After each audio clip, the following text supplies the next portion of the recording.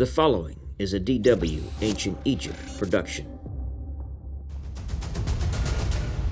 In the last episode, we focused on Tutankhamun and the turbulent times after his death. We left off with the death of Horemheb and the succession of his vizier, Ramesses I. The topics of this episode include Pharaoh Ramesses I, Pharaoh Seti I, Seti I's Hypostyle Hall, the Temple of Seti I, the Osireion, and Tomb KV-17.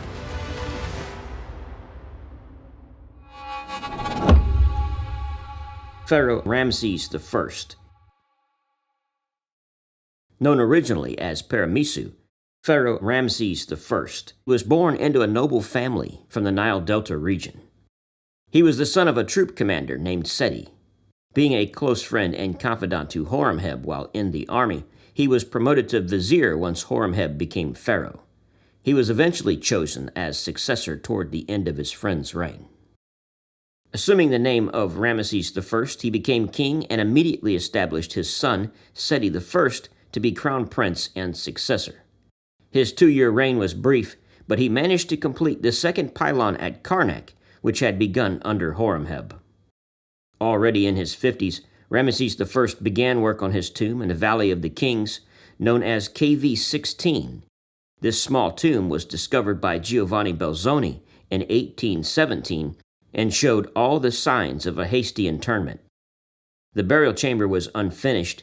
In fact, it had been intended to be merely the antechamber to a much larger tomb. As so often, the tomb had been robbed in antiquity.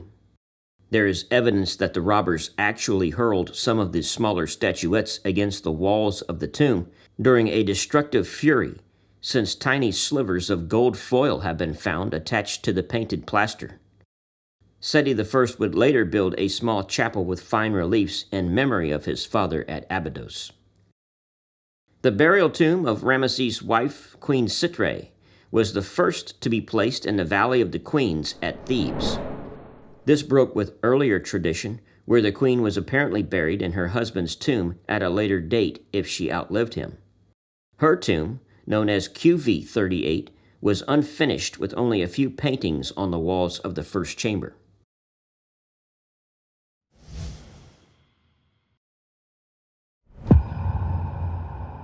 Pharaoh Seti I. While crown prince, Seti was placed in charge of the army and sent to recoup some of Egypt's lost possessions in Syria.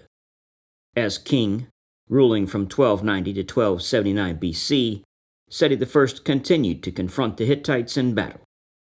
Without succeeding in destroying the Hittites as a potential danger to Egypt, he reconquered most of the disputed territories of Egypt and generally concluded his military campaigns with success.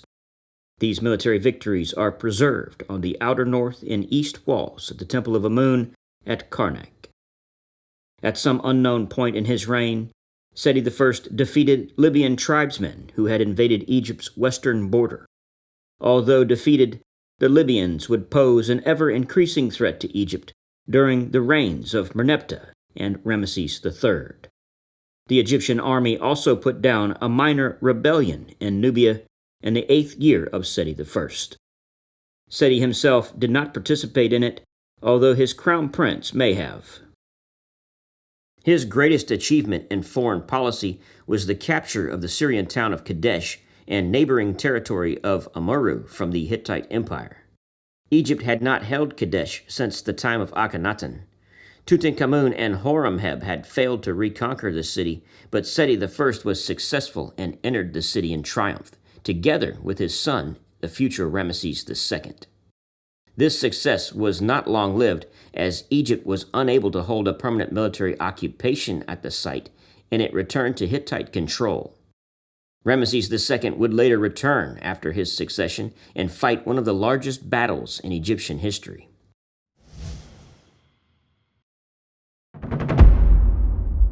Seti I's Hypostyle Hall. Some of the most exceptional building projects were started during Seti I's reign. At Karnak, he began construction of the great Hypostyle Hall in the Temple of Amun. This was to be completed by his son. Hypostyle means supports a ceiling. One of the wonders of ancient architecture and planning, the hall covers an area of 335 by 174 feet. It has 134 gigantic columns, of which the inner 12, slightly higher than the outer rows at 75 feet high, had overstory lighting via stone grills through which light entered the hall. These columns are so massive that 100 men can stand on the top of one. Temples were usually off limits to the common people. You might be able to go to the temple during festival days, but you'd most likely only be able to enter the open courtyard at best. Here the priests would carry out the statue of the god where the people might be able to see it, depending on the amount of people attending. Large temples had an enclosure wall that protected the temple from trespassers. Between the temple area and the enclosure wall was where the priests actually lived and where the temple workshops were located. Temples had 4 main areas. The first was the pylon, the gate where the king could post all the great deeds he had done. The second was the open courtyard, the large open area sometimes available for commoners. The third was the enclosed courtyard with a ceiling, causing the temple to become darker. Then finally was the Holy of Holies, where the statue was kept. This statue was considered the actual god, not just a statue, but the deity itself. These statues were usually bronze, sometimes gold, which were kept in a little shrine with doors that opened and closed. Only the high priests were allowed into the Holy of Holies where the god lived. There were rituals, usually twice a day, where the priests would open the doors, say some prayers, and place some food before the god. They would also put cosmetics on the eyes and use some perfumes. Priests only wore white linen, usually white linen robes, which were made from the fox plant. Cotton was not available in Egypt. The high priest could wear a leopard skin, like the sandal bearer on the Narmer pallet. The workshops between the temple and the enclosure wall was where the priests wove the linen. Do not think of these priests as holy people who had a higher calling. This was not the Roman Catholic Church. Priests in ancient Egypt were not people dedicated to one god in a religious sense. Originally, in the early days of ancient Egypt, the pharaoh himself would go up and down the Nile performing all the ceremonies. He was considered the god on earth. However, as the country grew, he needed stand-ins to go about saying the various prayers and performing the different ceremonies. Thus, the Egyptian priesthood was born, men who were basically stand-ins for the pharaoh in order to perform various ceremonies. The people were professionals, like actors, standing in for the pharaoh, who was really the only person connected to the gods. The priests didn't have any real convictions. They were not spiritual or spiritually connected to the specific god. Bob Breyer remarks, they were just ordinary people doing a job, a really good one.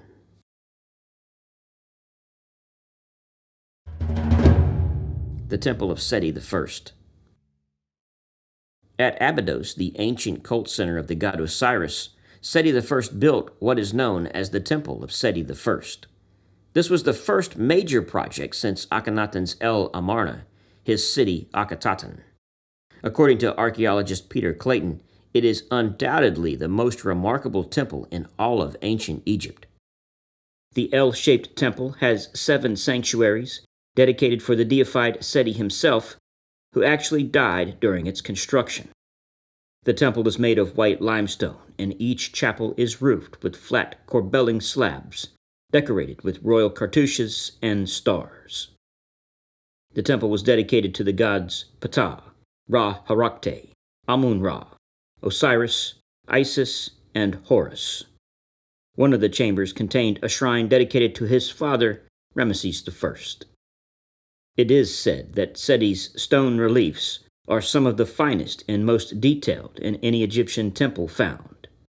A few notable images in the temple are Seti before Osiris as he pours libations to the deities, and the image of Ramesses and Seti roping a bull. The highlight of the temple is the Hall of Records. Here Seti I is shown with young Ramesses before long official lists of the earliest times of his own reign. Known as the Royal List of Abydos, it excluded most of the kings of the Second Intermediate Period and the names of the Amarna pharaohs jumping from Amenhotep III to Horemheb.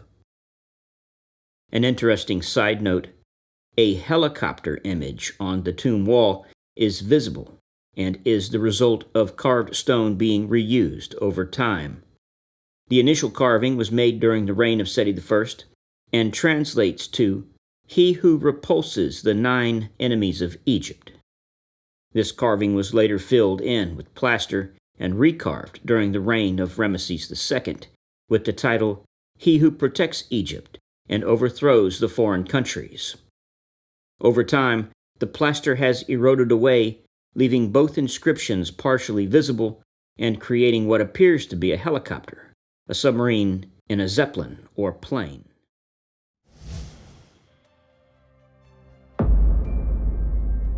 The Osireion. At the rear of the Temple of Seti I is one of the most mysterious structures ever found in Egypt. Known as the Osireion, it is located 30 feet below the Temple of Seti I and was constructed by huge blocks of granite that are not typical for the period. The Osireion consists of large square rose granite pillars, most of which are completely void of any carvings or inscriptions. Some of the pillars are as heavy as 100 tons and had to be transported all the way from Aswan. The building's name is derived from legend. The location is said to be the burial place of the god Osiris after Isis reassembled him. Another version states that his head was buried here. Most Egyptologists believe that Seti I built the temple at the same time he built his temple to Seti I. They note the religious texts discovered in the tunnel leading to the monument are inscribed with his names. Egyptologist Bob Breyer disagrees. He believes the Osireion is much older, based on the lower level of the construction and the large granite stones used in its creation. Breyer believes the temple was most likely built during the Old Kingdom and may be related to the Great Pyramids of Giza. He notes the Temple of Seti I doesn't follow the usual building plan, shaped as it is like an L, instead of on a single axis. It may be that they discovered this monument while building the temple, then turned left to avoid it. The nature of the repair work done on one block also suggests how Seti I might have sought credit for work not actually done. Whatever the case, Seti I most likely left his sarcophagus in the Osireion while awaiting burial in the Valley of the Kings.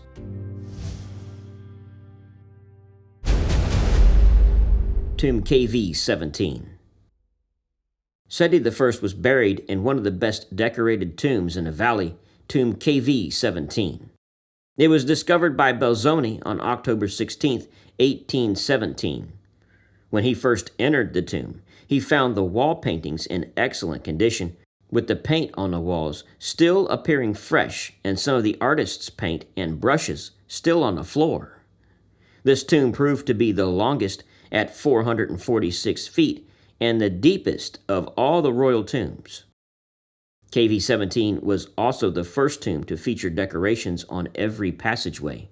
One of the back chambers was decorated with the ritual of the opening of the mouth, which states that the mummy's eating and drinking organs were properly functioning. Believing in the need for these functions in the afterlife, this was a very important and common ritual. The Book of the Cow was also recorded on the walls of the tomb for the first time. Previously discovered in the outermost gilded shrine of Tutankhamun, it explains the reasons for the imperfect state of the world in terms of humankind's rebellion against the supreme god Ra. A very long tunnel led away deep into the mountainside from beneath the location where the sarcophagus stood in the burial chamber. Work on a corridor was just abandoned upon the death of Seti I and did not lead to a secret burial chamber. Various stratagems were employed in an endeavor to defeat the tomb robbers. This included a deep shaft in the beginning of the tomb, a painted false door, a concealed stairway, and a false burial chamber. These, of course, did not defeat the tomb robbers. In the burial hall, Belzoni discovered the magnificent translucent alabaster sarcophagus of the king, which, as Belzoni remarked, merits the most particular attention, not having its equal in the world. The sculpted lid had been badly damaged by ancient robbers, but the lower chest was largely intact. Inside and out, the sarcophagus was carved with hieroglyphs, once filled with blue-green paint. On the inside of the walls and exterior of the chest are texts from the Book of Gates. On the floor of the chest and the outside lid are texts from the Book of the Coming Forth by Day. Also in the burial chamber was a unique astronomical ceiling that showed the constellations of the northern sky. Seti I's mummy was the finest of the surviving royal mummies. He was among the great cache of mummies revealed at Deir el-Bahari in 1881. Seti I's wife, Queen Tuya, would outlive him by several years and spend the remainder of her long life with her son, Ramesses II. Thank you for joining us. Throughout the 3,000 years, countless temples were constructed that dotted the landscape from the north to the south along the Nile River.